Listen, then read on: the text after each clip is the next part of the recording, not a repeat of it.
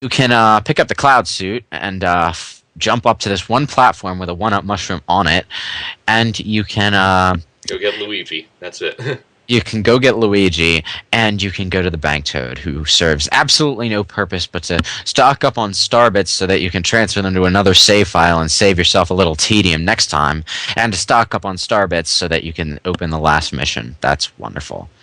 I suppose some of the stuff is amusing, maybe, but it's just kind of there, and it doesn't really do anything. Why do they reset lives when you turn off the game? I never understood that. If you're not going to save lives, why have them at all? You know, at least it has slightly more point in the Galaxy games because they have checkpoints. The one thing I never understood is why they did that in 64 and Sunshine, because it boots you out of the level every time you die anyway. There are only a select few places in the game where having a game over is a penalty at all. You know? It's like... It's like, what happens when you get a game over in Galaxy 2? Oh, you have to start the level over again. Oh, horror. Well, to be fair, some of the levels are fairly big, but it's really hard to get a game over because they're so generous with the one-ups, especially early on where you get them in threes. You get them in threes, yeah, and then you get them in threes again 5 minutes later. It's like, what? Yeah, when I had gotten to... I got like the first 50 stars at once when I got the game on like Sunday when it came out, so I had all day to play it. By the time I was done with that play session, I had like 67 lives or something. It was like, what the hell? I was like, it's really easy to stock up on lives in Galaxy 1, but it's even easier to stock up on lives in Galaxy 2, and I didn't even know that was possible. But the thing is, every time you die, by the time you die again, you've picked up another one-up, especially in those dangerous sections where they leave you a very convenient one-up in a very convenient place because they know you're going to die, and it's like they're afraid of pissing off the casual crowd. So it's like they're making up for their difficult level design by giving you infinite tries. Yeah, and FYI, that's really cheesy game design in Sonic games, and it's really cheesy game design in Mario games. And just because you're Mario, it doesn't mean you get any less flack for doing it than Sonic does. Okay, I got really irritated at Sonic Unleashed for doing that all the time, and I'm not gonna shy away from calling Galaxy 2 on its bullshit either.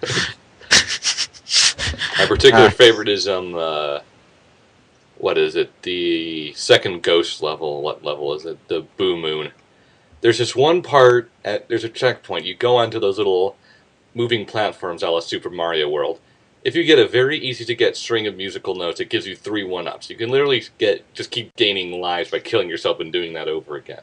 Yeah, it's like the 3 1-up string that doesn't actually move. It just sits there and waits for you to pick it up. Right where the platforms are. You don't even have to jump or anything. There are so many places where you could pick up 3 1-ups, kill yourself, and then just do it over again and farm lives that way. It's like there were places where you could do something similar in Sunshine, but you had to actually work for it because the lives were far apart, and the second one usually took some skill to get to. But in this one, it just hands out lives like candy to a baby or something. Yeah. It doesn't do that in Grandmaster Galaxy. Oh, no, it doesn't. No. But, speaking of Grandmaster Galaxy, there's this really pointless one-up hidden behind the house at the end of the level if you do the Daredevil run. It's like, what's the point?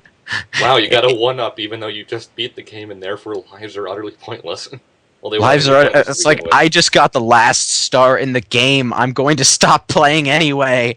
It's like the 100 lives at the end of 64, except even more pitiful. It's like, at least when you get to 100 lives, it's impressive to look at on the screen for a minute, but it's like, that's about it.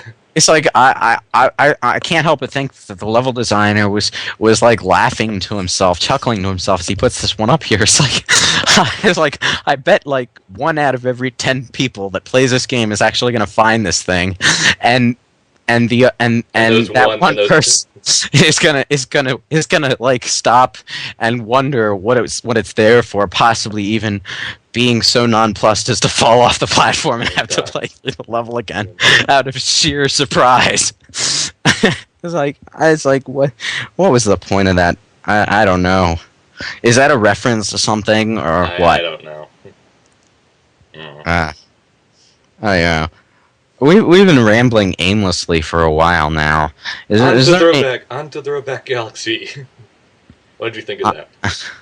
onto what galaxy now? Throwback. Throwback Galaxy. Oh yes, Also known as, they should have just called it Womp's Fortress again, but it was just Wom's Fortress, and that was kind of disappointing because I was actually hoping for more levels. Uh, you know, like maybe a planet based on what's a good one? based on Womp's Fortress, the planet based on Bob-Omb's Valley or something. Just like do a string of Mario 64 levels you just have to run through. Because Mario 64 levels are pretty damn small by Galaxy 2 standards, and to be honest, pretty bland by Galaxy 2 standards. Really, I mean, it has that. 1986 compared to 2010. Come on. Yeah, I mean, just level design. It's the most basic of platforming, and it doesn't help that Wom's Fortress is level 2 of Mario Galaxy 64, and it's sitting halfway through World 6 of Galaxy 2, which is already from the beginning a more complicated platformer than 64 was. Like, and then you get there with a better wall jump, a spin move that gives you extra height. And in the second mission, the clown mushroom, it just makes the game level way too easy. Yeah, and of course I got the green stars in about 3 minutes because I know that level like the back of my hand. So yeah, even I didn't have any problem with anything in that mission. Actually, with anything in that level, actually, I did appreciate the exact quote for King Womp's little speech there. Yeah. If only because that grovel line is so unbearably cheesy that I just wanted to see it said again. Yeah. Didn't really understand why they had to give that a separate boss arena, but whatever. Yeah, I'll take it. Just put it on the top of whatever. It's like, I found it charming that they remade a 64 level. Well, now it just makes me want them to remake 64 in its entirety with these graphics and... Yeah, and you know what? I'd so be all over that if only because of the better camera and controls, and hopefully better physics. But yeah, Throwback Galaxy, charming nostalgia, pretty bland as far as gameplay goes. So I can't really say it justifies. I wish they had kept what I really wish they would have done is like remade it exact for exact. Have the floating platforms on the side with the red coins and everything. If you got the red coins, they may not have done anything, but at least they would have been there. They could have at least just given you 2 coins like they did in 64. But that was another complaint I had. The tower at the top and the floating platforms on the side, which are arguably the most interesting part of Womp's Fortress, are not there in either of the 2 missions. They could have at least put it back there in the second mission, because they could have put the silver stars where the 8 red coins were. There, you did the exact same mission. But you didn't have to put the red coins there. Yeah.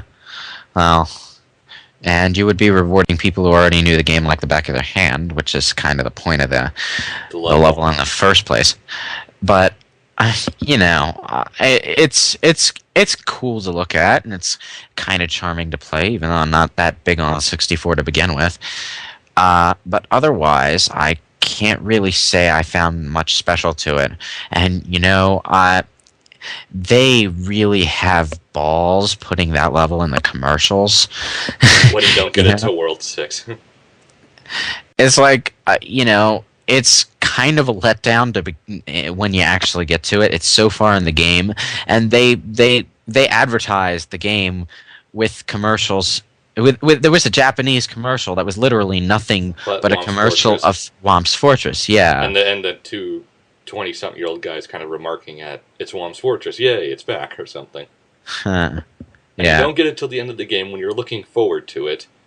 And it is kind of a letdown because you can get through it so damn quickly. Yeah, something like that should actually have been a surprise, not advertised so that you can get all the nostalgia fags screaming, "Oh, this is a day one purchase for just the Womp's Fortress thing." It shouldn't have been advertised. It should have been a surprise. It should have been a surprise in World S. It should have been in World S, yeah, along with the Sunshine Throwback Galaxy, as it were. There was actually another Sunshine level. Yeah, 64 gets 1 level. Sunshine gets 2. Yeah, there was literally Starshine Galaxy. Starshine Galaxy. Can you get any more blatanted? And it has the Piantas. I love the Piantas. I don't know why everyone hates the Piantas. It's And probably then the just second mission has them tossing you up like that one mission. That one level that in the one level. That one level. All caps. That one level. Yes. Actually, that was fairly easy level. It was just kind of weird. Well, the throwing had nothing to do with it. They probably just put it there just for people who played Sunshine and knew that one level. The throwing really had no point, but yeah, it was just kind of what the hell.